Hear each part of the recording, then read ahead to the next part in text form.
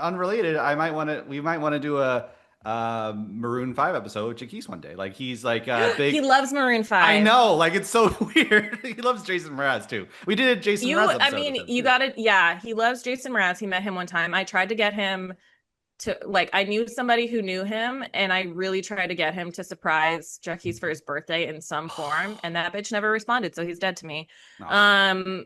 But he loves Jason Mraz, he loves Maroon 5, he loves Coldplay. Coldplay is one that is Ooh. like very good. And yeah, there's like a bunch of random artists that you wouldn't predict, maybe. No. Like we might do like a white boy summer, like for a section of Yeah. our pop music I'm in that podcast. dashboard confessional phase, you know what I mean? I was listening to Goo Hey, Goo Dolls like that's 2 days ago. Oh, Dashboard Confessional is not a phase for some of us. Sorry. Did they do that song that was on that was on Scrubs? Who did that song that was like Vindicated. They did no, that one. the one that I'm thinking of is the like you have stolen Lynn, my my heart. heart. Yeah, that No. sounds like them. That sounds like their second song that came out. It's Stolen. yeah, Wait. Yeah, Stolen. Yeah, yeah, that is yeah. them. Yeah, that's like the most Scrubs ass sounding song. yeah. Yeah. And You couldn't make a song like that today. yeah. I really need white people to go back to that genre of music. Oh, Like I need no more Alice Warrens. Like, and I Please. would walk 1,000. I need that. I mhm. need like Sarah Bareilles. I like she's still out there Love doing her, amazing yeah. stuff. I need that vibe. I need white They're like girls to return to that. I need white boys to go emo. Just that, like a benign barn. white. Like, It's like The a nine, do white well. You do it well. Do it well. Yeah. You know, don't try to do other things. Just do no. white. I agree. Like the more that we've like incorporated like trap into country with like hip hop, like let's like return to our roots with like Barnes and Noble core. You know, Oh my like God, I love we good Barnes and Noble core. that's what I mean. Give me something to sit down with a cup of coffee. You know, what's Dan Brown up to? I need angsty, like in the car driving, hoping no one sees me at a stoplight, screaming my heart out music. You know? okay. Yeah, And then yeah. I With get like out and I go to actual Barnes and Noble. with like actual emotion. You know, Yeah, because so much of it Evanescence. Oh, so much of Beautiful. it these days is just people trying to be they're trying to Black. pretend like they're They're too trying to be cool black. feel. Well, Yeah. yeah. They're trying to act like a certain way. Yeah. And like they're too good with feeling. Like Yeah. like let me give me something that I can scream at. Who the Before hell we is? were- Before we were allowed to have mental health. Yes, You know? yes. Like It was just we need- dashboard confessional. I Uh, do think that may play there is having angsty teen outlets. I think it's good for society. I think it's good. yeah. absolutely. Look Send, at look at send where the white boys to the mosh pits, not the gun stores, is what I say. yes. Look where Fortnite and Minecraft has gotten us. Yeah. Mhm. Well, want to hear my dashboard confessional? Yes. Or, I don't really know him that well. Let's start the episode. Click. Yay.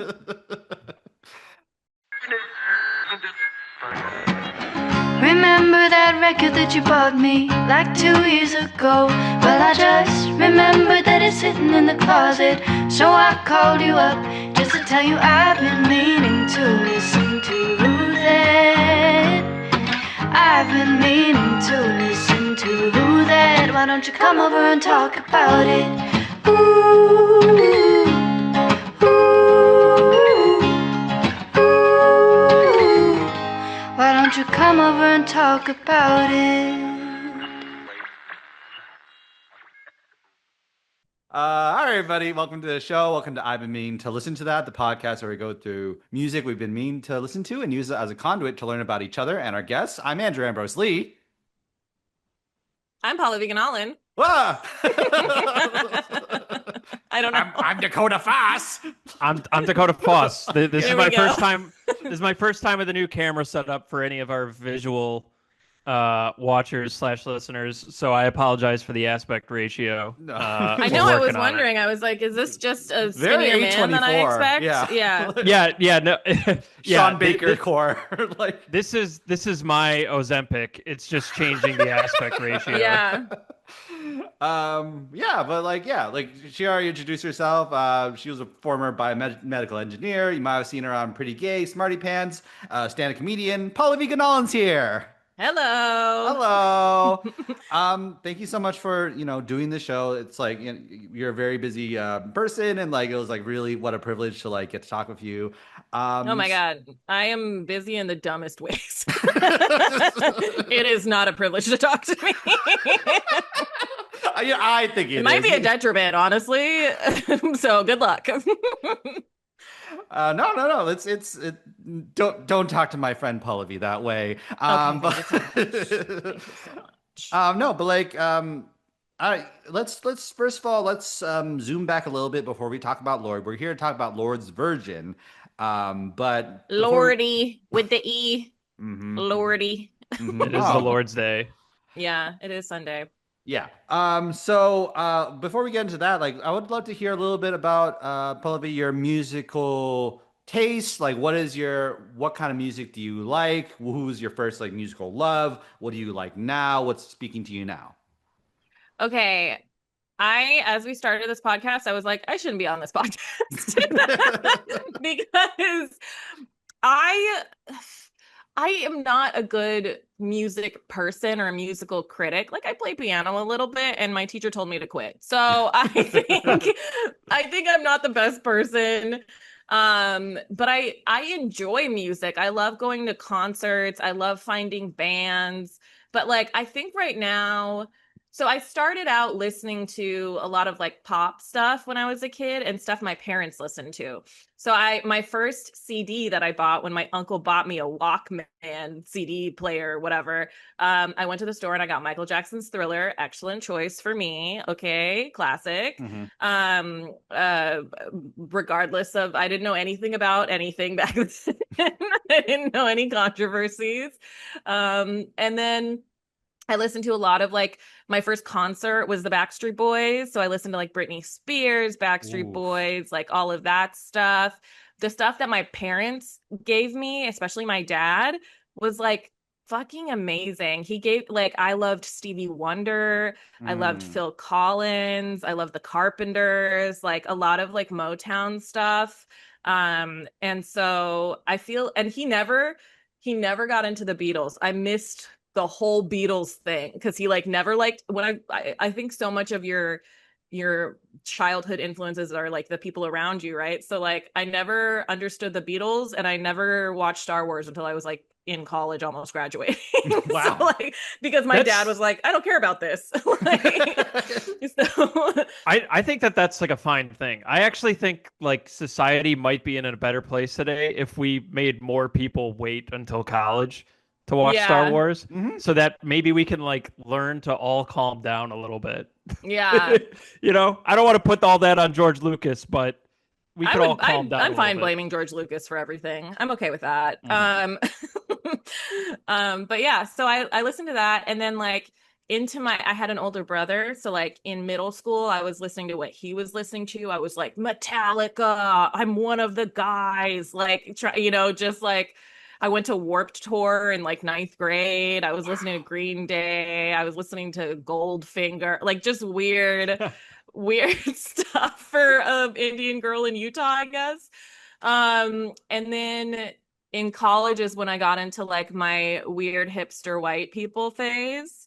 And I also was listening to a lot of hip hop throughout this. Like my brother and I used to talk to each other in like Kanye lyrics. Like so I think hip hop has been the most consistent. But in college I listened to like Wolf Parade and Neutral Milk Hotel and like all of that stuff.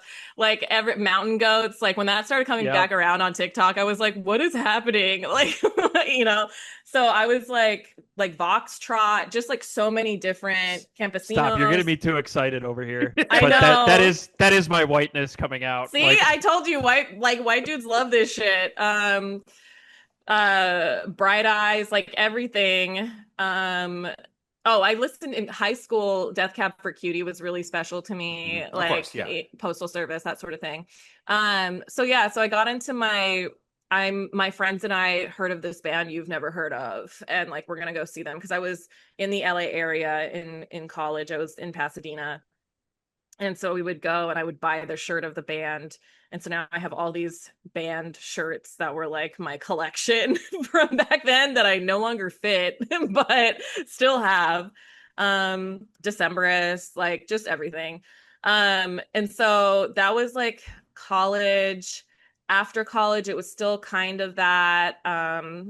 It was, like Beyonce's like Partition, like all of that stuff was coming out. I was getting like more and more into it. And then yeah, I think like I'm I stopped like I'm in my 30s and I have friends who like just don't listen to new music and don't know pop culture, and I'm not like that. Like I do know, like I sing along to like Sabrina Carpenter's Chappell Roan, like all of that stuff, but I haven't been as like when I discovered Passion Pit, I was like, I found them. Like I'm like going on like searching for music, in college and stuff.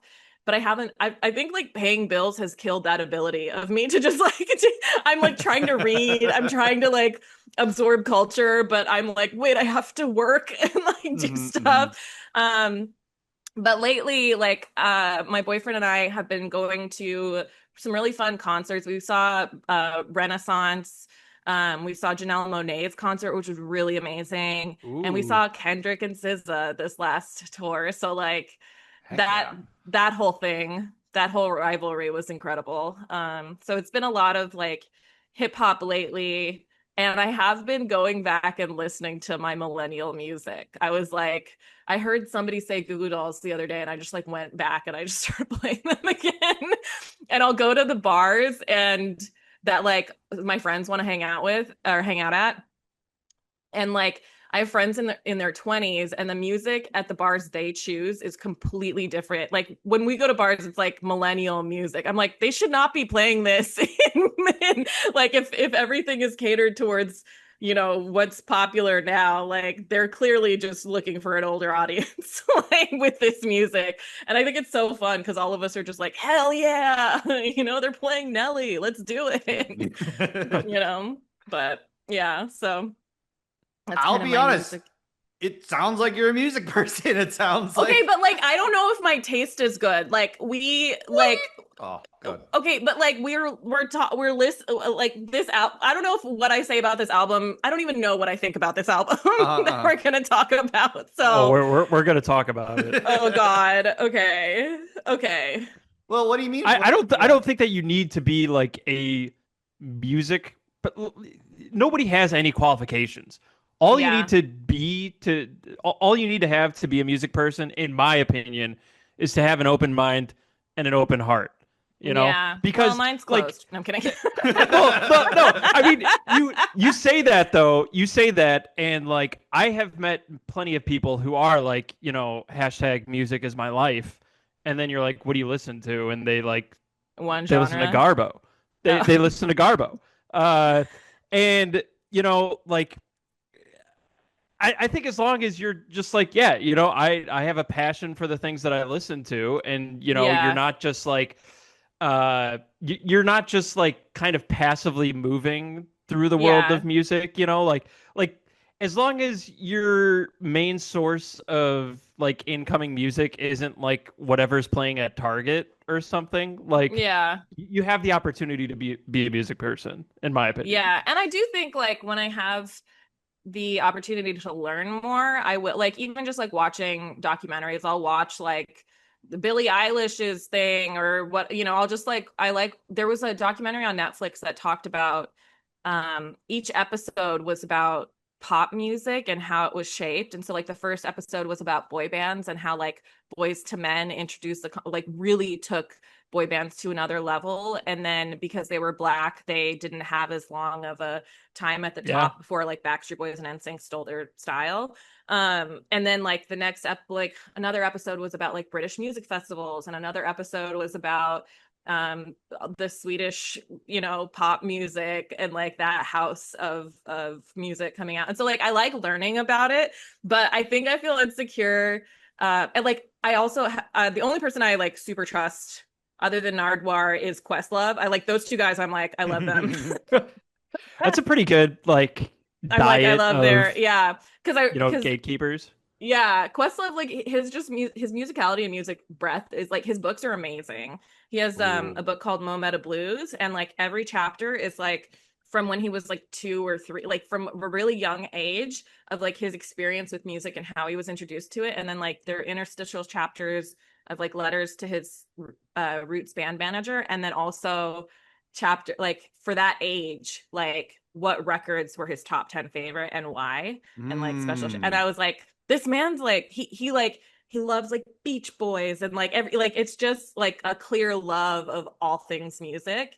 So I love like learning about it from people like that, because I feel like I've named like a bunch of bands and genres, but like at a given time I feel like I'm only tuned into a couple things now, which is why that's all you can be though. I know. like who whenever people are like I'm definitely one of those people who like I like to think I have an open mind, when I hear new things that I don't necessarily gel with, like if I have the time, I'll do my homework and look like, okay, what do people love in this genre? Like, what are the best songs / albums? Give that a listen to. And even if I don't like it, I try to come away with like an appreciation for why other people might. But like, there is nobody, even Anthony Fantano. Like, there's I know, music... I was just thinking about him. I'm like, are people going to come in my comments like that? No. Like, I think about him often. He's extremely knowledgeable with all of his stuff. I'm not going to say that he's not, but there's definitely like aspects of the musical world where he talks about them and like I know more about them and I'm like, oh, he's like talking out of his ass.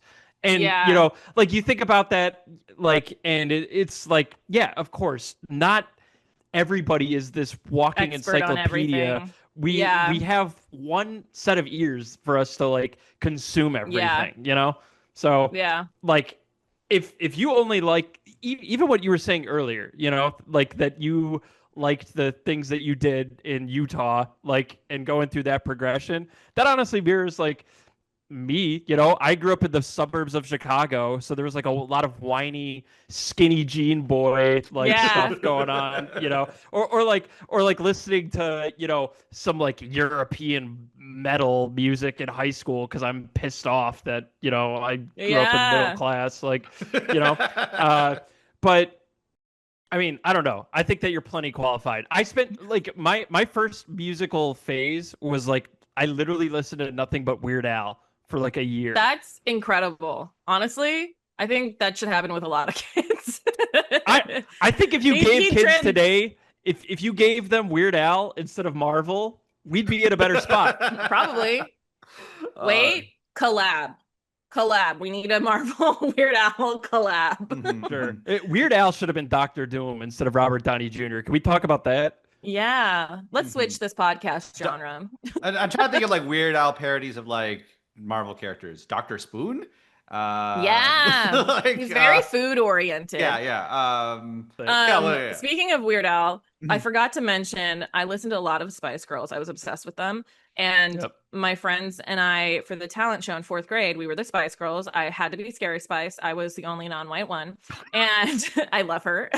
And somebody else, this dude, and I think this was like my introduction to Weird Al.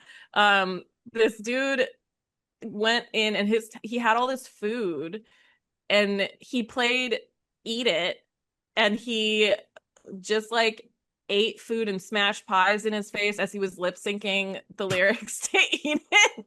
The dream. And that was his talent. And I was like, the cool. Dream. Yeah. And that was my intro to Weird Al, I think. Oh. Well, okay. Like my only thing I'll add to this conversation, because we got to move on to Lorde, is this is me stalling. Is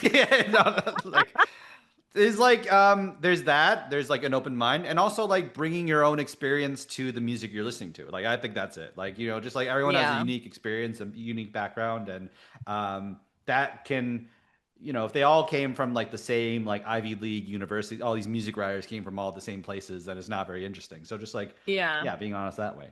So Yeah, but let's talk about Lorde. Let's talk about Lorde. Pallavi, Oh what's God. what? Okay, fine. I think part of why I'm nervous is because I don't know how these albums have been received. And so I don't know. How do Yeah. you think they've been received? I feel like Solar was like disappointing to people. I haven't listened to Solar. But I don't know how Virgin, I haven't heard anything about Virgin. So Oh, okay. Well, yeah, please. we Go ahead. could start there. I like Yeah. what is well, typically the way that this rolls out, before we talk about this individual album, not to steal your thunder, Andrew, but what is your relationship to Lorde? I loved like her stuff like Royals and okay, here's what I'll say about Royals is that I loved it. I did feel like there was a little bit of appropriation in the lyrics, but the sound and everything and like tennis and stuff. There were like songs of hers that I liked and I thought her voice was very unique. I will say this, whenever it's a new young white person, everybody's always like, I remember everybody was like, she's gonna change pop music forever. And she was like 16 at the time. Like it was like a pretty big deal. No, it was a huge deal. And I do think she's very talented. And I think like I loved that album. And I feel like sometimes people put too much on like someone's debut and then it becomes disappointing later. You know what I mean? Yeah. Yeah. So I thought I love her voice. I think it's really unique and really interesting. And I love kind of her like doesn't give a fuck vibes, and that it seemed like she was like herself more than other pop stars are themselves. So yeah. Yeah. I really don't know how she won the lottery like that with her debut, because it did feel like, with Royals being such a smash right away, like she was afforded a lot of agency where it was just like, yeah, we're gonna blow this thing completely up with promotion and like you can kind of do or say whatever. Well, she was like she had been trained for like 2 or 3 years or something like that. Like she had been picked out, right? And then like trained and like had been put in kind of like lyrical music boot camp sort of a thing. So like her debut was intended. This is kind of like stand up where like people's first albums are always their best because they have had 10 years of like working on it.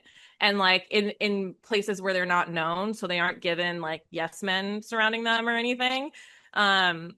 So yeah, I don't know if that's like something that happened or if she's, but yeah. So that's my exposure is that I liked her earlier stuff. Did you like? So we've talked about Melodrama. Did you like that album as well? Is that which one is that? That's the one. Yeah. Oh yeah, I thought that was fun. It's the one with Green Light. Like a lot of people know that one because she worked very closely with Jack Antonoff, and like that's what the infamous PowerPoint on the internet, about their alleged love affair romance. No, oh my God, no. Yeah. What? Wait. Oh, okay. If you haven't heard this, like we don't really have the time to cover it here, but look up. I don't want to look it up. No. I don't want to. I feel like my computer will shut down. This is like a piece of internet culture. Like, look up Lorde PowerPoint on your own time and get yourself like some snacks. You're gonna have a great evening whenever you do that. Isn't she? I don't know what her relationship, but didn't she have that like Asian boyfriend for forever? So she allegedly dated Jack Antonoff when she was making they had like a love affair allegedly when they were making Melodrama, and then like immediately after that she started dating record executive for a while who is much older, who this album may or may not be about because they broke up like 2 or 3 years ago, and that was kind of what kicked her writing into, well, maybe not high gear, as we'll get into, but that's what started the writing for this album. Okay, Just so in- like Indeed I think when she drive. debuted, she got a lot of shit because she had an Asian boyfriend who just looked like a regular guy, and everybody was shitting on him. And I was like, this is fucking awesome because you never see like Asian guys as like boyfriends of pop stars. And I was like, Totally. I loved it. I was like, this is beautiful. It's like Yeah, when Doja Cat and SZA had Kiss Me More, and like the lead was an Asian male, and I was like, fuck yeah. Yeah. Yeah, like I mean, you know, speaking of looks, like not that it's not weird in the first place, but Lorde kind of being this like plain Jane teenager was seen as kind of like this, you know, refreshing part of her like appeal as she like bursts onto the scene, you know? It was like not to reheat discourse that's like well over a decade old, but there were people who like it was almost like the pushback of like your Britney Spears's back in the day, where people were like, see, not all teenagers need to take off their clothes to be like a famous pop star or something. I thought she was like very like ethereal looking. Like I was like, yeah, that's an elf, you know? Like I think I'm like, she's related to Galadriel somehow, you know? Yeah, Kate Blanchett. Yeah. Like, you know, I think that she became that like in the ensuing years, I think. But when she first burst onto the scene, I think that she was like, you know, kind of the she walked so Billie Eilish could run, with just like, you know, the like not quite as Adam Sandler core, but it was just like she's wearing jeans and a t-shirt. Yeah, you know? I guess like her style. I just meant like her like mannerisms and stuff. No, you're completely on the money there. Yeah. Yeah, I don't know. Okay, so do we have to talk about the album? No, we can talk about other things. Like we just like hang out. Like okay. Let's no. talk about it. Yeah, like what do you think about the album?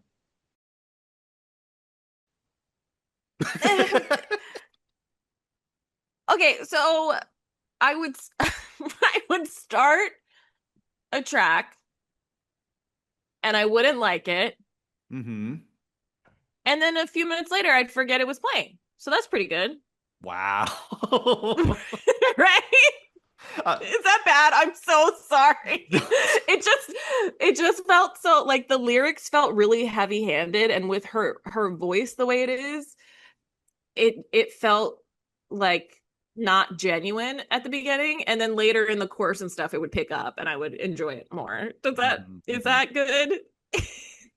Is that Look, am I bad? No. No, oh my God, no! You are enough. Like, yeah, you're on a pretty similar wavelength to me. The only thing that I would say is that it's impressive that, like, you know, a couple minutes would go by and you forgot it was still on, because most of these songs don't sound finished and just start. They kind of feel like demos to me. Like none of them go on long enough for me to like. By the time most of them are done, I'm like, what? Yeah, like, what was that? What made you stop? Like, yeah, to quote the lead single from this album, what was that? Mm-hmm. Like, what was that? What was that? When What Was That came out, I was very hyped. So, like, melodrama, you know, we had a melodrama episode before that. Before this, where we talked about it. Melodrama to me is like a 10 out of 10 album. I think it is like one of my favorites of all time. Solar Power we have not talked about, so I don't want to give too much away on my feelings there, but I was looking forward to whatever she had to cook after that one. Wait, can I also say something else about Jack Antonoff? No, sure.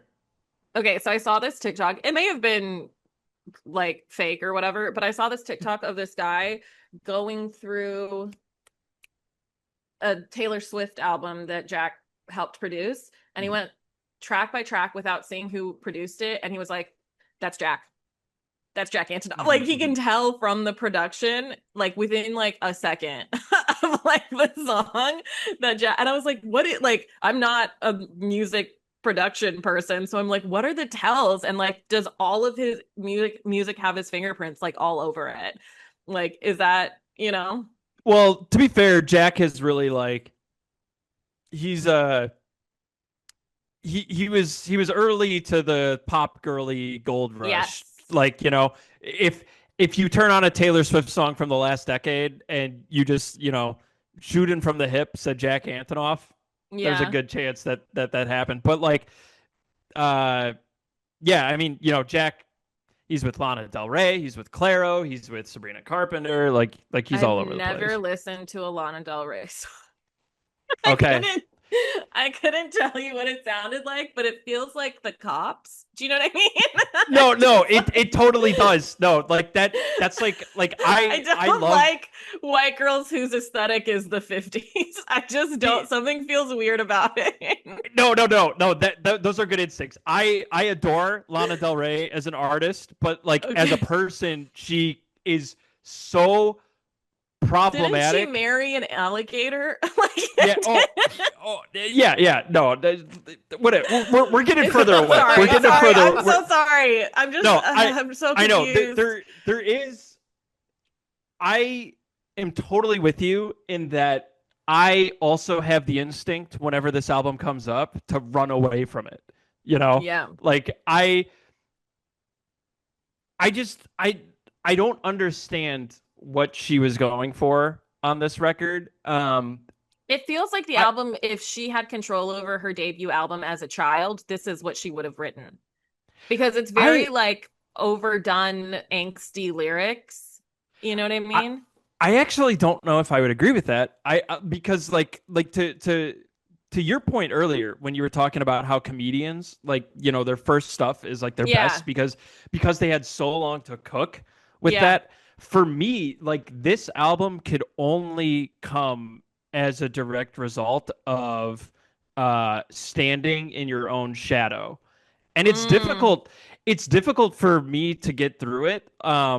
Like uh when it first came out, like I had much more of like a like visceral reaction to it of like just not liking it Mm. for like a ton Yeah. of different reasons where I was just like, there's just so much like tactile like bodily imagery to this that I did not need to be let in on. Like this feels very much like a I have lots of sex guys album, but it's like, it's like, girl, you're in your late 20s. No, this feels like, but that's what I'm saying. It feels like the young adulthood she didn't get as like a pop Yeah, star. I Like do that's what I agree. mean. Like Yeah, I do agree with that. Like it's weird because I think that there's a lot of seeds that she plants for things that a past version of Lorde I would be yeah. super interested to hear about, Like I'm super interested in her sort of reconciling like her sexuality, her gender identity, her honestly like living in the shadow of her past self. But like I think that this album explores gender identity in a really like clever way because to me this whole thing sounds like you're at a party with a dude who won't shut the fuck up about Bitcoin because he took ayahuasca for the first time. You know, it's just Yeah. But it's like also like it just feels like kind of like one note in terms of the lyrics. Like in yes, like it's like she has like I'm doing MDMA in the garden, I'm chewing gum, here's a cigarette. Like I'm just like it's too Straightforward, that do you it think? feels like one song. Well, it's yeah. Have you seen those TikToks of like musical girlies who are like, this is how you create a Taylor Swift song. You do this for like, like, and they break down like that. It feels like that, but with lyrics every time. I'm not even getting to the music, like just the lyrics. Mm. It just feels like formulaic thoughts. yeah, Does that? Well, I just want to break this up by saying I think this album is phenomenal. I think this is a fantastic record. I like this a little. I don't know what I think I listened to Melodrama some more, but I think they're neck and quality. I think what this is doing is different from melodrama, which is why I think some fans are kind of like, whoa, what the heck? Like, I think that's what's going on here. Like, she wrote in melodrama, she wrote very emotionally, very like about like her past relationships, about these like flings, about just like growing up, about like just being thrust into fame so soon. And this is like kind of logging like clinically and medically like logging your how your body feels as you're going through these experiences, and also like kind of looking back at that. It's a different type of writing than melodrama, and like which is what I think you're identifying, like Pallavi. Like I'm fine. I'm totally fine with different. Like I love when an artist isn't the same from album to album, or like I love when they're, I think that's the problem, is I didn't feel like the lyrics were varying from track to, it kind of all blended together for me, like track to track, you know. I think that there's like there's almost like a punk rock attitude, not to give it like too much credit here, because like that's not really the side of the coin that I'm falling on with this. But there's almost like a punk attitude to the writing on this album, I think, that does stand in contrast with the rest of the catalog, because a lot of her other stuff before this album is like very like measured, considered, poetic, romantic. Yeah, this is very angsty, and for sure. And yes, this feels like I had the thought where, again, not to give this album like undue credit, but it almost is like the difference between Weezer on their Blue album, where, you know, Rivers is just like, I'm just a dorky weird guy, let's make rock music. And then Weezer on Pinkerton, I don't know, did you guys ever listen to Weezer's Pinkerton? I'm really bad at like naming the albums. Like I'm like, I forget which one's which. It's all good. Like Weezer, they put out their Blue album. That was their debut. Everybody loved it. Then Rivers, their singer, went to Harvard for a while. Took forever to come out with their sophomore record. And the sophomore record was like it was like invasive thoughts of his diary entries. It was like stuff where it's like, I can't believe you sung that out loud. It was like it was every invasive thought in his head. It was like him fetishizing Asian women. It was him angry that a woman he met was a lesbian because he had a crush on her. It was him just being like, I'm sad and depressed and I don't want to do this anymore. And it's just like, whoa, man. Like, are you good? Like with all this stuff. I love that record because it's so messy. Like, you know, and it's so naked and raw, and like, you know, like me as a white guy, like with some of that stuff in college, I was just like, man, I just relate to this, but I don't want to, you know, with like some of, you know, it was just very angsty. And I feel like that sort of evolution is similar with this, with Lorde, where it's like, you know, she has all this stuff where in the past she made this beautiful poetry, and this one, it's just like, you know, he spits in my mouth, I'm jerking off. Like like it's very tactile and physical, and like I don't really know. I don't like it. I don't. Well, okay. This is like, sometimes there are stand-ups who like, they'll go on stage and have a breakdown, and it's like Tig Notaro's career-changing moment. You know what I mean? And sometimes stand-ups will go on stage and have a breakdown, and you're like, that's so sad that you went through so much trauma and still aren't funny. Like that's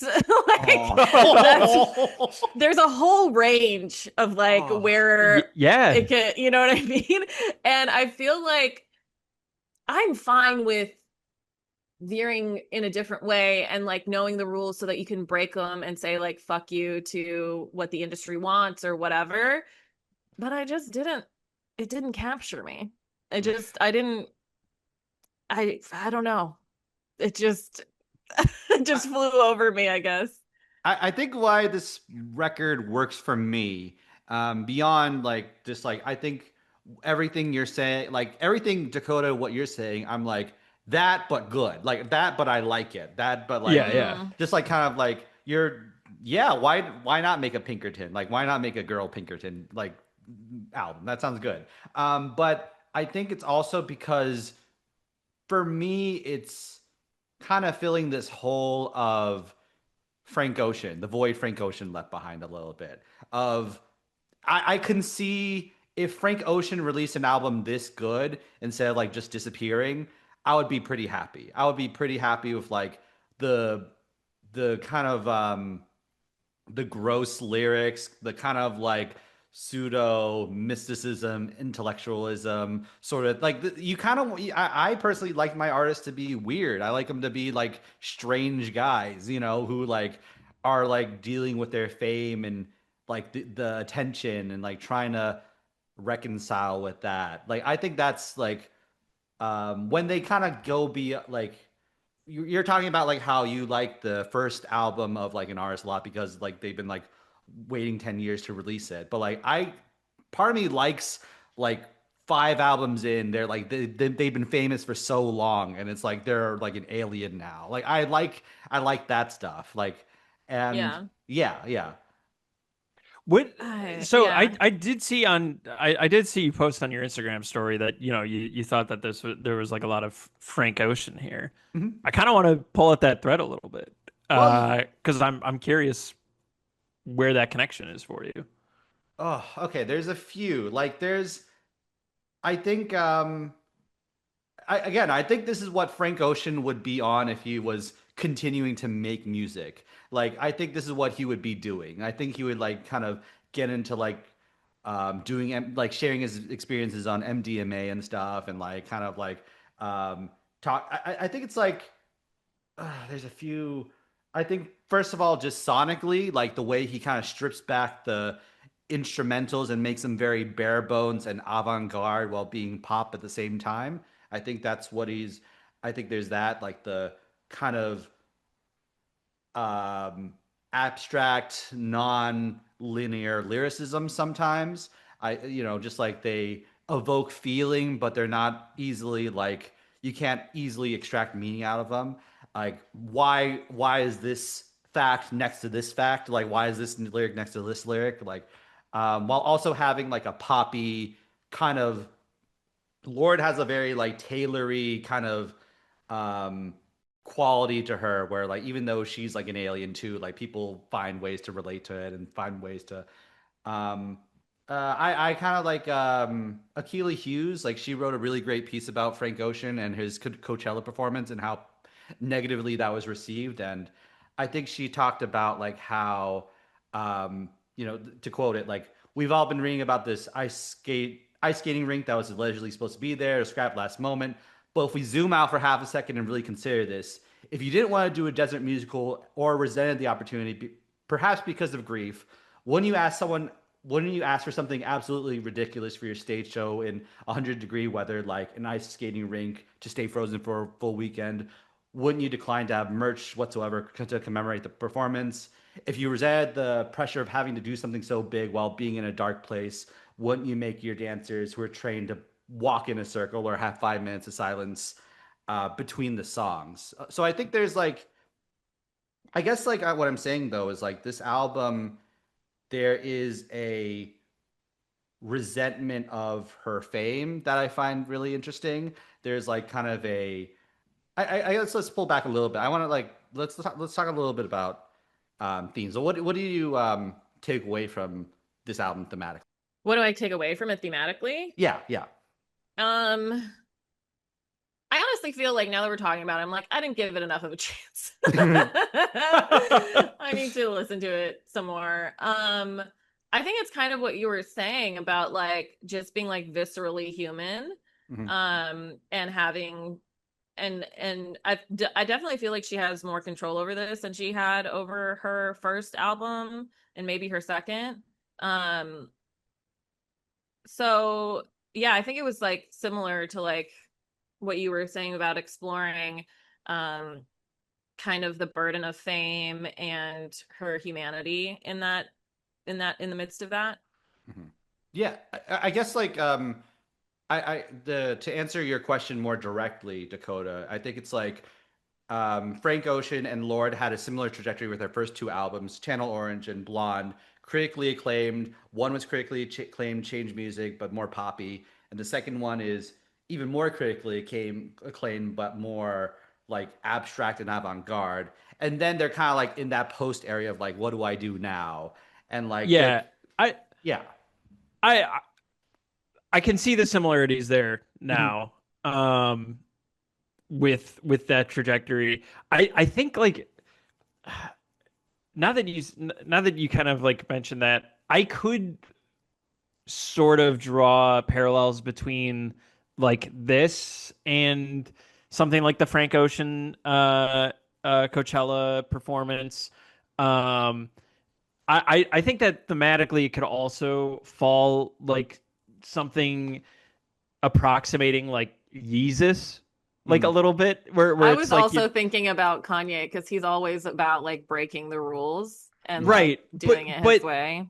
but the thing is like I think where I'm coming from with like a lot of my feelings on this album is like I feel the resentment part, but I'm not sure if I'm feeling anything like past that confrontational attitude that Mhm. makes the juice worth the squeeze. Because like Yeah, that's if a you're great analogy. thank you. Um like when I'm listening through this album, like it really does it honestly challenges like the idea of what a Lorde album could be, where to the point where I wouldn't be shocked if like instead of releasing this under Lorde, she like released this as Ella. I can't remember what her actual last name is off the top of my head. Um, no disrespect to Lorde slash Ella.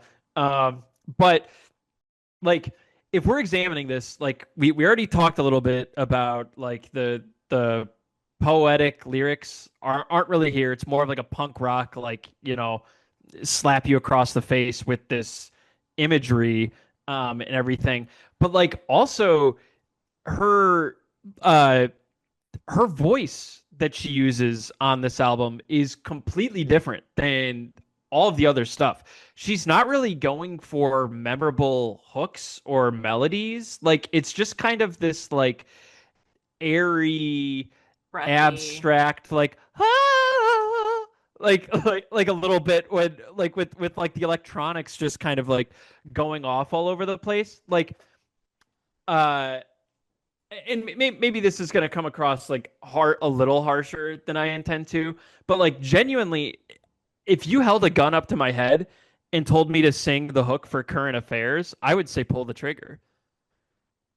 Like same thing with If She Could See Me Now. Like like I'm not trying to be obtuse here, but I genuinely don't remember how those Yeah, songs go. that's the thing is like it's not the content or the resentment, it's the delivery that like does not feel as artistic to me. Like the ideas in it, I have no problem with what she's exploring. I have no problem with like even like the content of like she can reference smoking cigarettes and MDMA and all of that. Like I don't have a problem with that. It's just like it's not I had it and I was like, it's like drinking water and being like, is there lemon in this? Like I couldn't like Yeah, no, it, I like yeah. that you want to talk about beautiful analogies. That was one of them. Like ordering lemon water and it tasting just like water, being like, "Oh, but I thought I ordered something else." Like you were Yeah. saying, like referencing, she has referenced like these drugs like throughout her discography. Yeah. And in the past she's really delivered like some beautiful songs, like a lot of melodrama is like her relationship to alcohol. And like on here, I remember when What Was That came out, the Pitchfork review, it was not really a review so much as just saying, yeah, that was a song. um, but it was kind of like, okay, this song talks about MDMA and it talks about the best cigarette Mhm. of Lord's life. I wish that this song felt like those things. And Yeah. like like saying I thought I ordered lemon water. Like, yes, I'm told that in the lead up to this album and kind of in some of the discourse around it, I'm told that this album explores you know, identity, gender expression, all of this stuff, but I'm not really feeling that. Like, okay, yeah, when you guys were diving into it, I was like, I didn't even catch the lyrics because it was so like I heard little things here and there and I had to like look it up later, but it didn't really make an impact on my soul. Yeah, like with so like a big part of the rollout of this album was, Lorde being like, I'm really getting into the weeds with gender expression. Yourself. I feel yeah. I feel like a woman. I feel like a man. Like there's that infamous quote where Chappell Roan was like, or no, Lorde said in an interview she talked with Chappell Roan, and Chappell was like, "So are you a non-binary now?" or something. I don't think she said it like that. No, she literally did. She literally did. So are she literally asked like, "So are you a non-binary now?" or something like that. And that was. I don't think she used quote, a non. I read it too. Okay, sure. Okay. Oh my god! Hold on, I'm looking with the girlies, the pop girlies. I'm looking this up because the quote. I should not misspeak. Are you a boy or a girl non-binary? No, like literally, it was like Lucille Bluth. How much is one non-binary cost, Michael? That is so funny. Okay, so this is the quote from Variety. Lorde on her gender identity. Chappell Roan was okay. It was like a little more respectful. Yeah, that's what it was. I read it this morning. Chappell Roan was like, "So are you non-binary now?" And I was like, "I'm a woman except for the days where I'm a man." I know that's not a very satisfying answer, but there's a part of me that is really hesitant to boxing it up. Which the total, I'm not calling into question that sentiment whatsoever. I'm just saying, like. You heard it here, folks. Queerphobic Dakota Foss. Look, the Alphabet Mafia is going to come after me, okay? Oh, no. And I'll be leading them, bitch.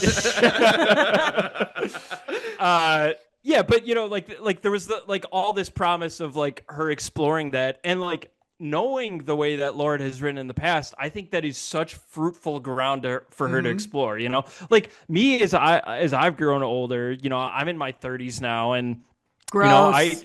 You're first off, gross. I'm a man in his 30s. Why aren't you dead? We're playing, we're playing behind the 8 ball here. But as coming from the Chicago suburbs and going to college and going to the worse city, and worse.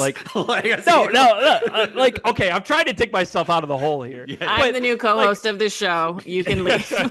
But my I grew up in a town that was 93% white and, very homogenous, and just being open, having my mind opened up to people from different walks of life, going to school and moving to the city and everything. It's made me question, what gender identity and expression looks like. And so that's something that I was really excited to hear Lorde expand on, but she really doesn't here. In Man of the Year, the song, I honestly feel like I have a better idea of what Taylor Swift feels like being a man is on The Man, where she's like, I'm so sick of running as fast as I can.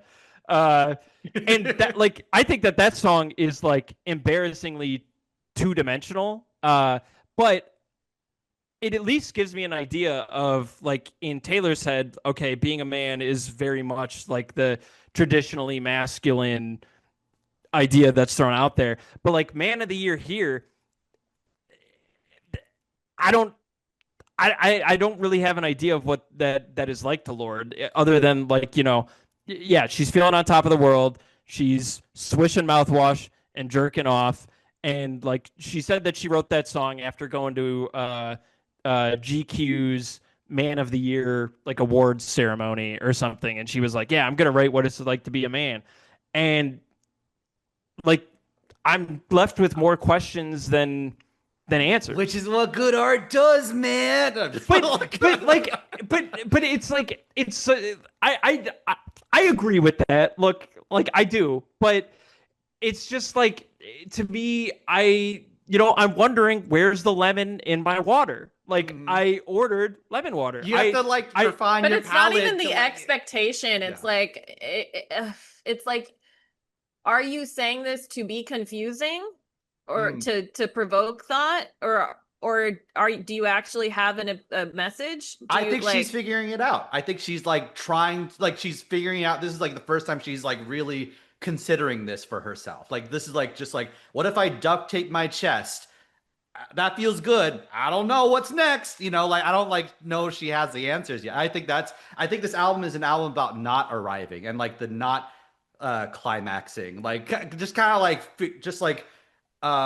digging yourself out of like the title Virgin is like kind of about like I think this album's like a search for innocence while also breaking free of like out of the box of like patriarchal values and ideals and stuff, because like virginity is like a bullshit patriarchal ideal. Like that's not real. Like it's like in biblical times it was like a means to like um put value on property, like women as property back then, and like to put, if you were um back then, if you were a virgin, then you were like tainted and like a man wouldn't want to marry you and stuff. And like, so like there's a parallel with that, between that and being a child star, where you are the property of your parents and now you're the property of the public. And I think this album is like her trying to make sense of like just picking, like as like she was a child and now she's adult with like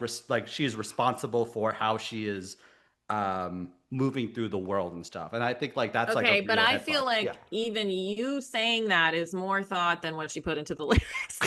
That's kind of. I feel like she put in like words in a balloon, and then she like was just popping balloons and put it in that order. That's what it feels that's kind of like. my feelings too. Like I agree that this album. I'm so sorry. I feel like we're insulting you. No, yeah. I'm like, no, I mean, first of all, you don't think the writer of Greenlight put intention into their work for 4 years? Like, I do. I think that, but I'm Lorde, not taking it at the value of like the artist has this reputation, so I'm going to give them more credit than like what I hear. Yeah. Yeah. Andrew, this is not an attack on you or anything. This is. I'm personally attacking Andrew. No. I agree that this album likely wants to be about those things. I mean, Lorde said as much herself in a lot of the interviews. Like again, the lemon water thing. Like in the interviews leading up to this, she really was saying stuff like, "Get ready, we're getting into it." Like with I'm gonna blow your mind with all these ideas. We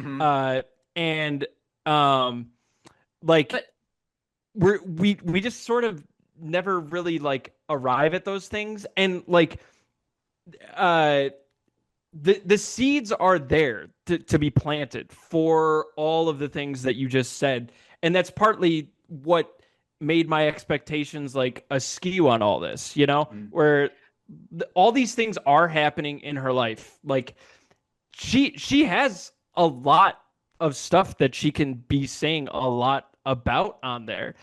I'm just like, I don't know if there's anything deeper like there used to be with a lot of her stuff, where she's just kind of throwing things out there and just being like, what do you think about that?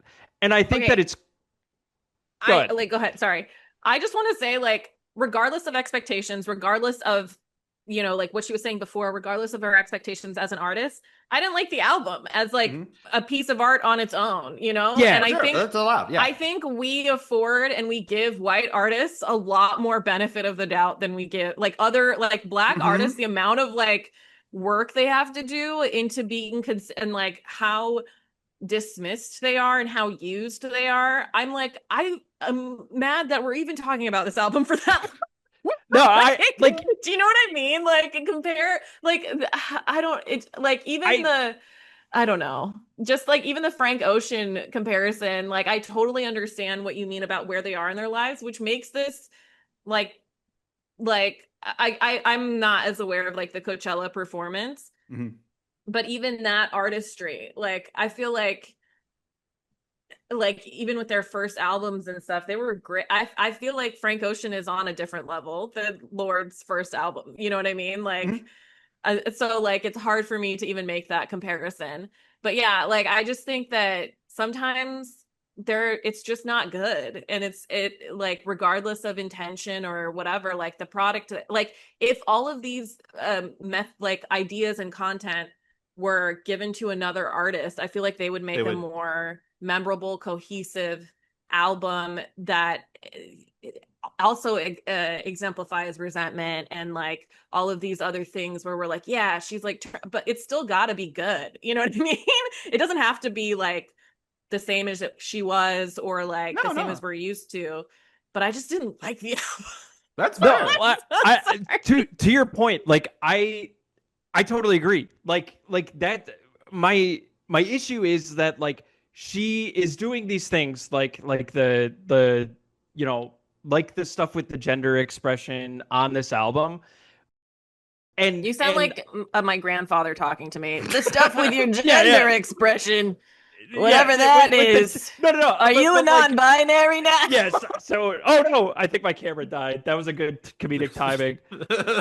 That's like the gay mafia coming after you. The alphabet army. Gotcha. Yeah. I just got whacked. Yeah. Like that last episode of Sopranos. Getting whacked is like for the gay mafia is just preventing a white man from speaking on a podcast. Like, no, they got me. They're like, we're gonna cut him off at the legs. Yeah, but like, you know, to your point, like she's not really saying anything like about a lot of this, and I think like, you know, like my very bad joke earlier about like this album sounds like a white guy who, you know, is on drugs at a party and is like talking your ear off about things he doesn't know. But it like that's the closest that Lorde gets with exploring gender expression on here. You know, it's like just it feels like she's talking out of her depth on a lot of things. Mm-hmm. And if this was a man, if this was a white man, she's white, you know, but if this was a guy saying this, I think that this album would have been skewered more for being like, wow, dude, you're patting yourself on the back for. You're right. White men do have it too hard, Dakota. You're so right. Yeah, that's clearly the point that I was, you know, trying to get at here. By the way, thank you for blacking out your profile for like Black Lives Matter. We really appreciate your LA. Yeah, this is my square. 5 years too late on that trend, but we'll take what we can get. Yeah, you know, better late than never. Yeah. But yeah, you know, like I think that like that's that sort of boundary of, you know, what is this album purporting to be versus how much it actually explores of it, is like sort of the main issue that I have with it, you know. Like Andrew, you're bringing up like a lot of great points like with it, and I want to believe that this album really gets into those things like as much as like the credit that you're giving her, but it's just like there's just some like weird things on it, like, you know, how she romanticizes the Tommy that's bad. Tommy Lee. That's the Tommy Lee and Pam Anderson sex tape that like Pamela Anderson is very public, you know, not that Pamela Anderson isn't a problematic figure herself, but like she's very publicly been like, this is a very traumatizing event in my life. Like, you don't I would say at this rate, for somebody who's Lorde's age, it would be almost impossible to watch that tape without knowing the comments that Pamela Anderson has made about it, you know? So it's just weird, like, when she does stuff like sing about that, you know, in terms of like being free with your sexuality. And there's threads that you can pull apart, like where it's like, okay, but, you know, maybe she's saying sex is so free and, you know, caring, but it's only when the cameras are rolling that it can be turned into this exploitative, ugly thing for other people to consume and commodify, you know? What are you, me? Like making a comment like that? Well, like, I'm just saying, like, you could go there, like, if you want. I could see how people could arrive at that. I just don't know from the way that I hear things on the album, and from how Lorde has talked about it in interviews, if like I get that that's the angle that she was going for, you know? I believe like Wait, I just yeah. can I read the Rap Genius or the Genius lyrics Yeah. that okay. So she said apparently in Rolling Stone about the tape, I found it so beautiful and maybe it's fucked up that I watched it. Yes. But I saw two people that were so in love with each other and there was this purity. They were jumping off this big boat. They were like children. They were so free and I was just like, "Whoa, being this free comes with danger." Yeah, I don't like. To be clear, I think that's shit. Like, a celebrity of her status should also know how violating something like that is, and like, Yeah. yeah, like, yeah. Well, like, Yeah, she seems pretty fucked up. That's what I'm learning from this like, album. I'm like, she needs something. yeah, but I think it's like, again, like child stars are fucked up. Like they went through something Yeah. very, very fucked up, like without their consent. Like even if like it's like the mix of like they wanted to be famous, they wanted to be artists, but they're too young to consent and they were unprepared for like Yeah. how like violating being a public figure is. And like this, She was like put in this boot camp so fucking young. It's crazy. yeah, Yeah. and like first, I think it's part of it's just like I taste the lemon. Like I just taste the lemon in this metaphor of like I like I'm like I swear there's lemon in here, but like I think it's like maybe I'm You're being like the dress bamboozled. is white and gold, and we're Yeah, like, no, like, it's not. Maybe No, I'm it's being- blue and black. It's I've like seen it. but it's like also like a maybe that's a great performance art piece. To like Lord hands me like a glass of water and here's some lemon water. It's like just a glass of water. Let's go through songs. Let's go to songs now. Like I guess we should talk about like songs we like. Pallavi, do you have any songs you like from this album? I feel bad because this is where Dakota and I differ. I think I was listening. Okay, I think that if she could see me now, one didn't like it. I felt like more in tune with that than the others. I don't know why. I think it's like the sound of the song. I like a good na na na. I don't know. And maybe I think.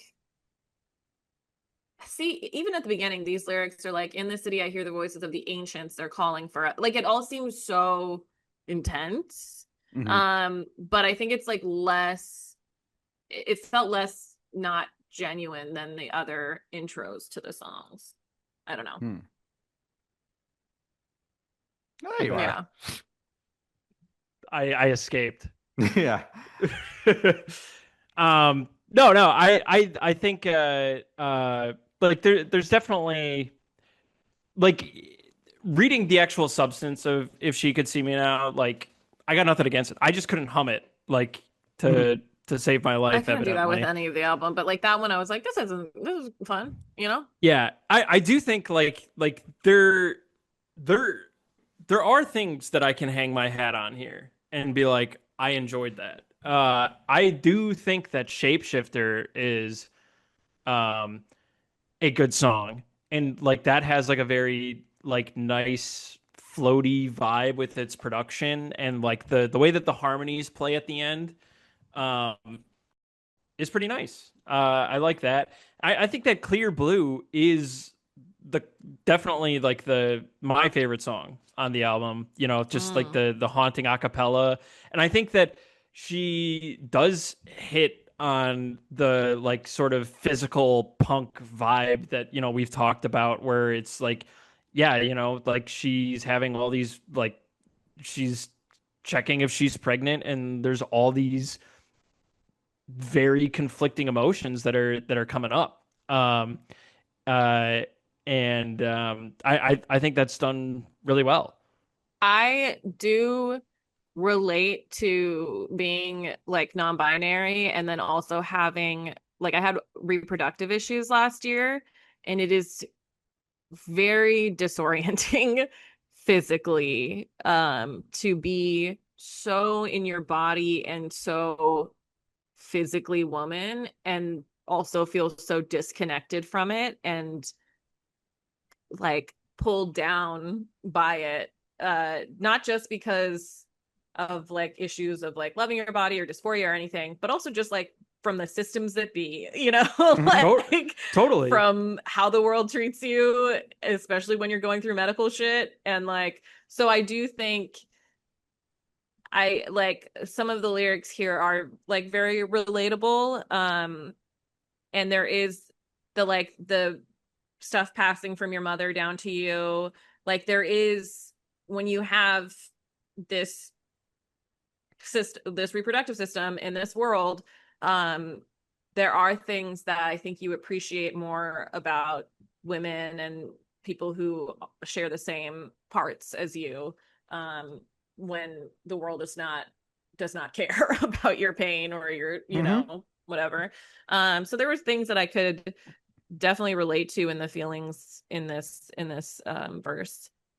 Yeah, I feel like with Clearblue, exactly what you said, like that is like probably the most roundabout way that she gets to talking about like her exploration of gender, where it's like, like you said, if you're non-binary and like you're having issues with menstruating or pregnancy or something like that, the world very quickly wants to put you in a box. And like all the people who get so upset over like the term like pregnant person, like instead of just like, they're like, no, it's only women can get pregnant, and it's like, okay, like shut up. Like, so like Lorde talking about that on Clearblue, and then it going into Grown Woman.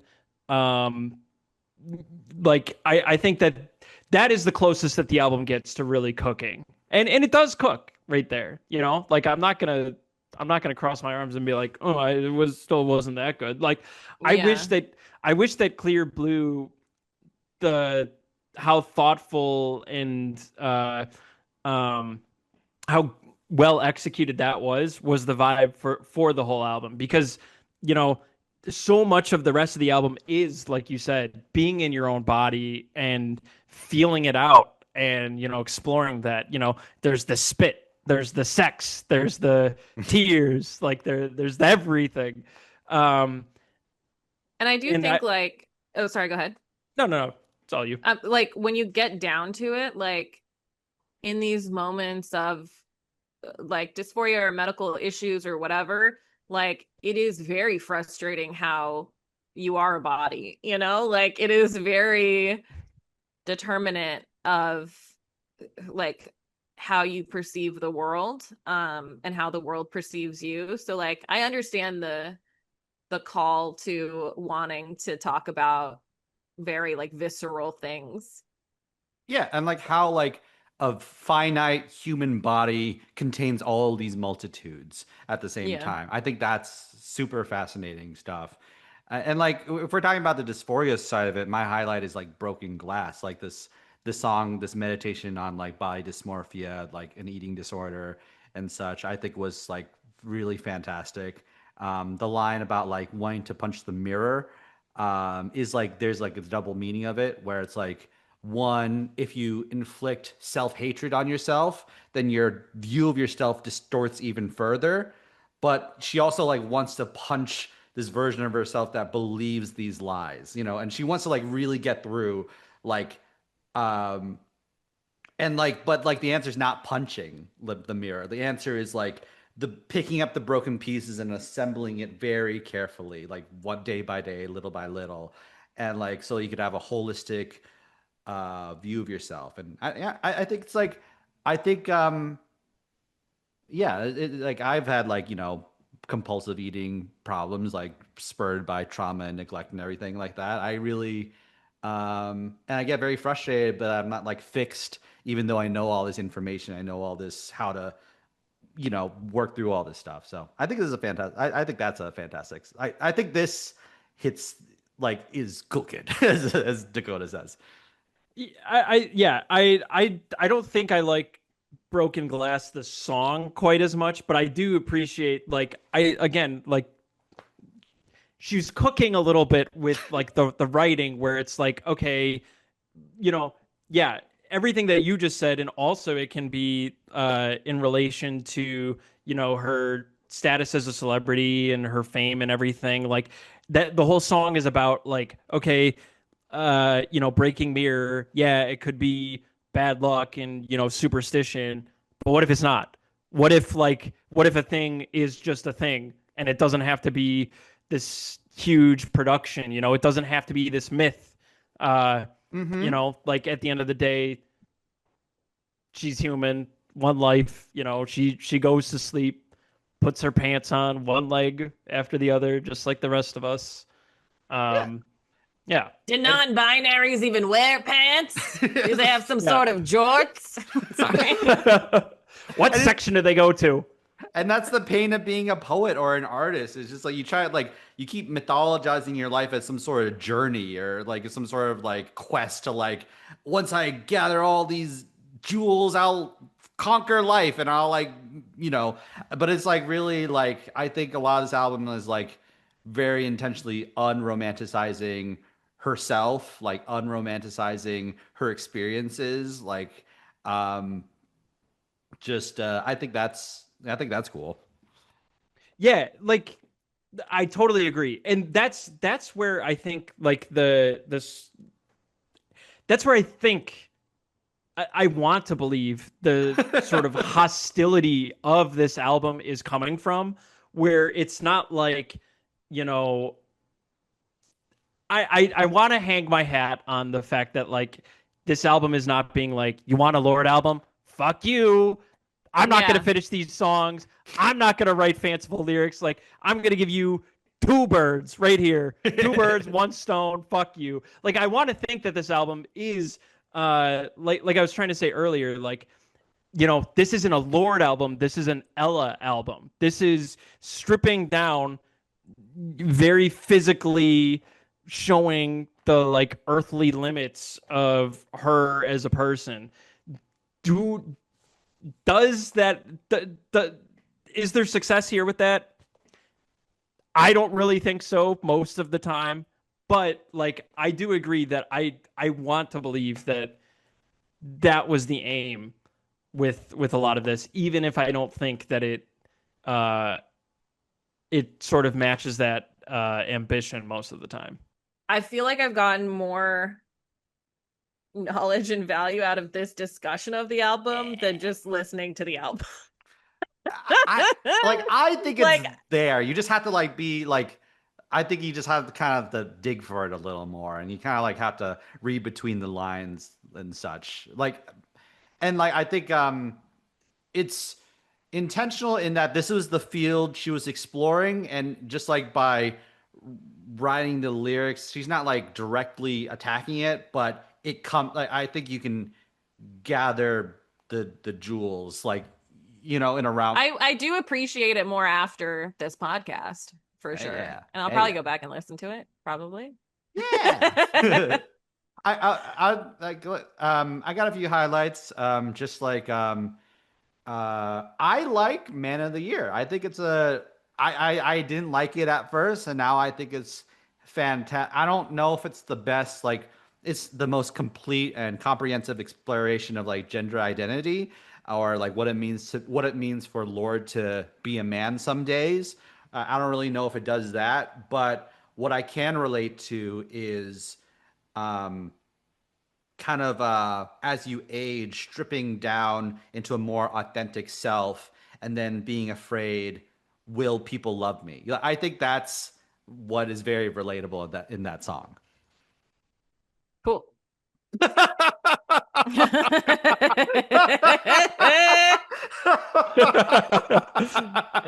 I have nothing to add. I'm sorry.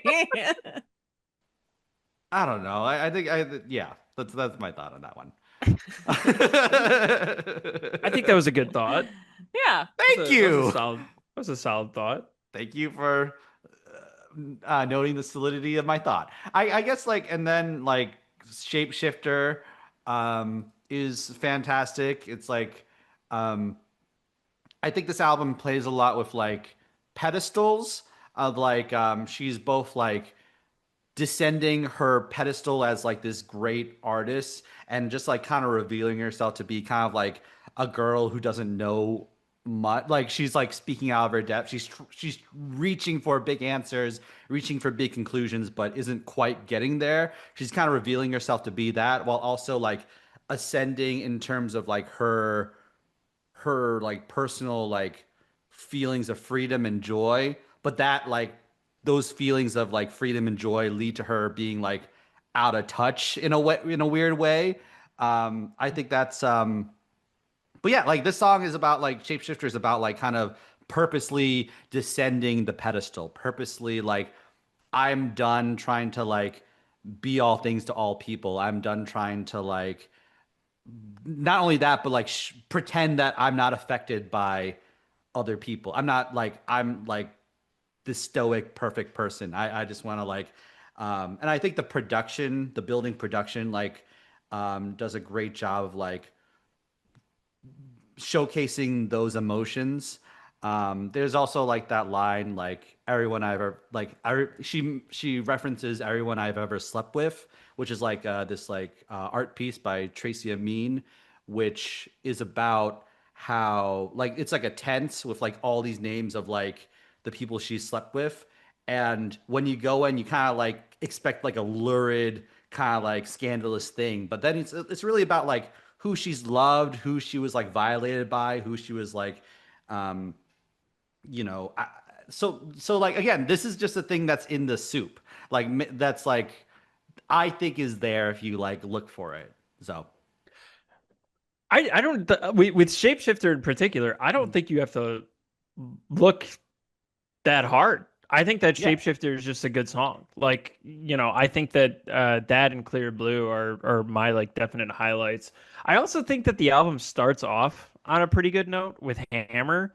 I wish that it was like maybe a little more fleshed out, but I think as far as like establishing like a unique mood and what things are going to be about on the album, I do find myself thinking that Hammer is one of the better tracks on here. I didn't like it as much. Well, I liked it like again in the middle. I feel like when it started, it was like jarring to be jarring. And then once it like got into it, I just feel like yeah, the intros are a little bit like rough. It definitely I liked that it sounded different. I like that it had like a uniqueness to it for sure. Hmm. And I will say it does like kind of indicate the theme.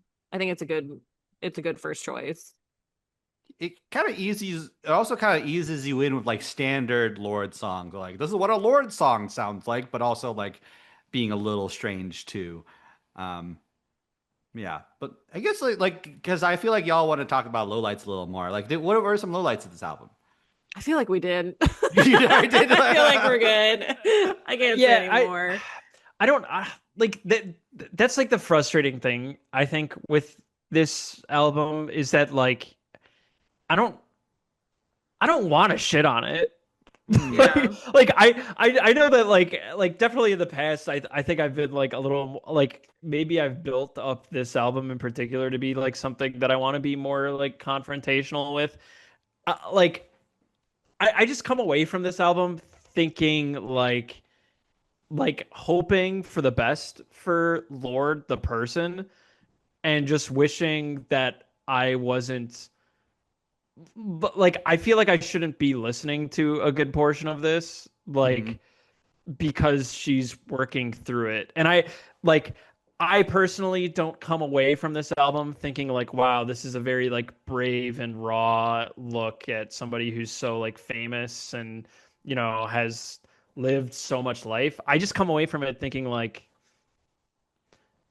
I hope you I'm looking forward to I'm looking forward to the day where you're through this and maybe like you know me as a listener who loved her earlier work so much like you know maybe we're just you know maybe me and Lorde we're just two different people now. You know, like you're breaking up with Lorde over this album. Is that what you're saying? Yeah, like over a Zoom call too. You're like it's not me, it is you.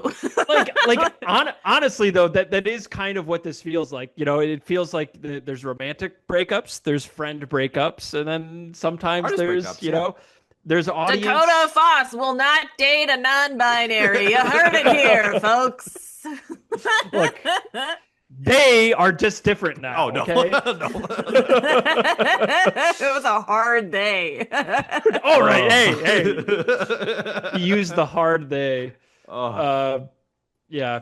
But yeah, I just come away from this album thinking like, you know, maybe the artist that Lorde wants to be now isn't who me as a listener wants her to be, and like that's fine.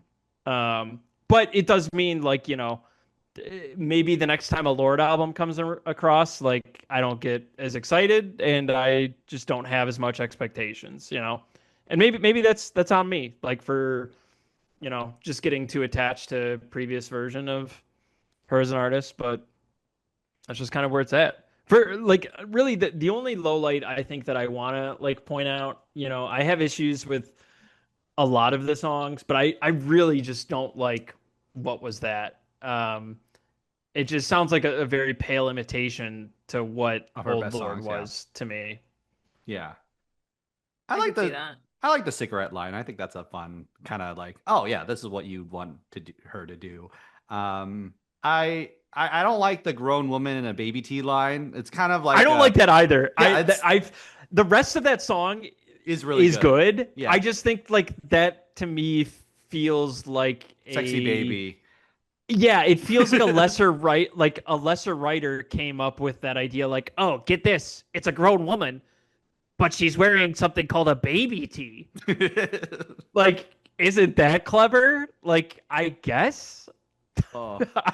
I don't know what you want me to do with that information, Lorde. And then, yeah, like the song just constantly repeats that line, so it's, you know. Yeah. Yeah. It's any stray observations before we conclude, like before we go into final thoughts and ratings, like anything just we haven't talked about? I'll probably give it another listen. Yeah. We'll see. We'll see, Lorde. Yeah. I did think so. I was doing like a little bit of like a temperature check among like the fan base. So I went to our Lorde, the subreddit R Lorde, not talking about, you know, our Lorde. I don't know which one would be a little bit scarier to be approached by on the street. yeah. I was talking to our Lorde. Yeah, like, okay, man, can you go away? But yeah, I was checking what the subreddit was saying, and it's so bizarre because like half of the threads there are like people excited about the tour, and then the other half are like, why was this not a Lorde summer? You know, kind of how like Brat summer was last year.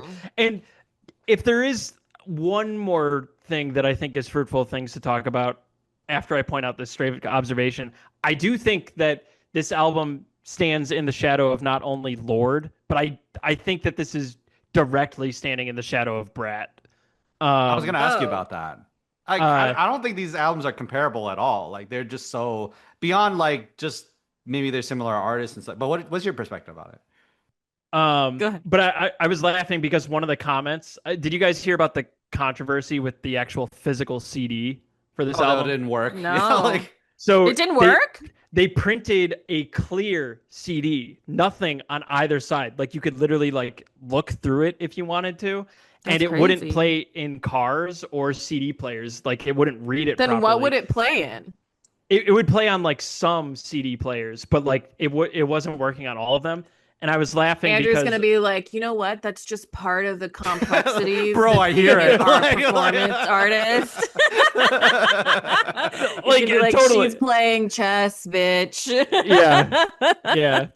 But one of the comments on the Lorde, on one of the threads about it was like Nathan Fielder voice. The plan: release a clear CD that doesn't play, so media outlets will report endlessly and make the album go viral. Yeah. And I thought that was funny, but no, I think that like as far as you know with Brat, I think that this album owes almost its entire ethos to her guest verse on Girl So Confusing, the remix. Like because when that came out, like, Lorde had kind of disappeared for a little bit. Her previous album wasn't received super well, but she came out cooking on that verse and was like, yeah, here's my reflection on everything. And Brad itself was an album that was very much like kind of uh punk-ish teardown of Charlie. And isn't it sad that now I just associate Brett Summer with Kamala Harris?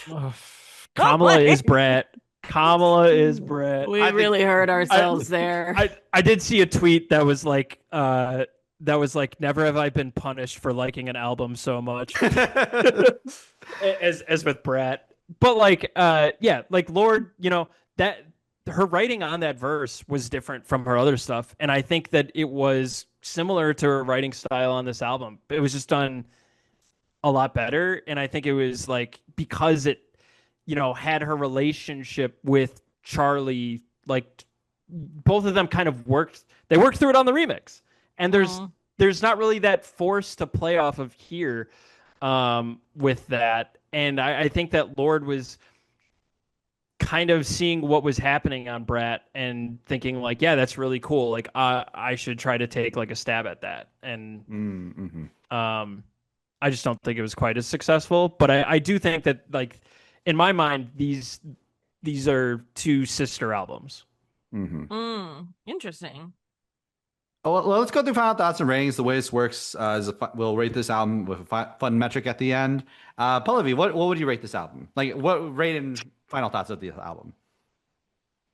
I would rate it. I would rate it 5 non-binary baristas. Okay, because it's right in the middle of the spectrum. Is that good? I don't know. I think that was pretty good. I have like more Perfect. questions about. And that's the genius of my artistry. Okay. Yes. You're left with more questions. Yes. Yeah. What about you, Dakota? What's your final thoughts and ratings? Yeah, I went into this album with a lot of expectations. Most of them weren't met.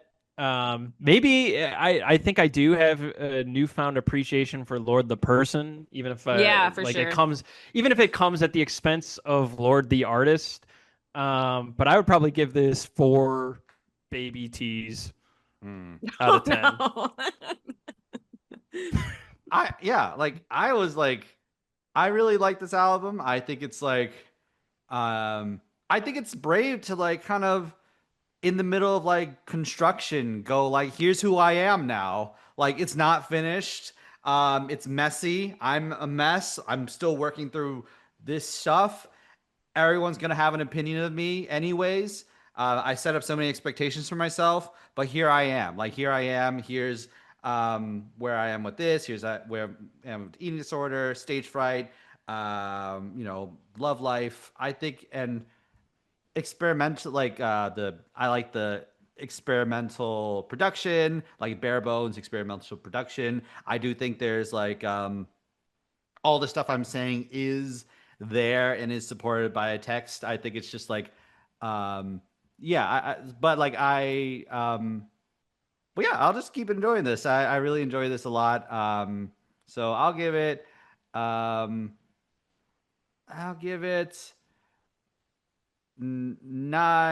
lips around your halo out of 10. Like, okay, damn, sexy. Yeah. That was a different direction than, I mean, I think between the is three this of us. a biblically accurate halo, or is it... so many eyes? Well, like, let's go through.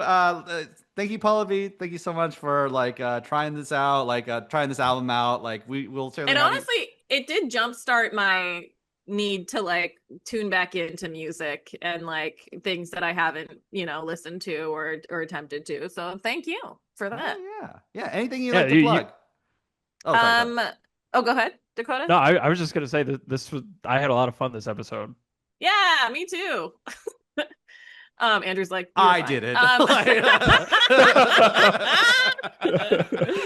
How dare you? No, I am at Pallavi Gunalan everywhere. That's PALLAVIGUNALAN. I run a show with my friends that features mostly South Asian, Middle Eastern, North African comics at the Comedy Store called Facial Recognition Comedy. Wow.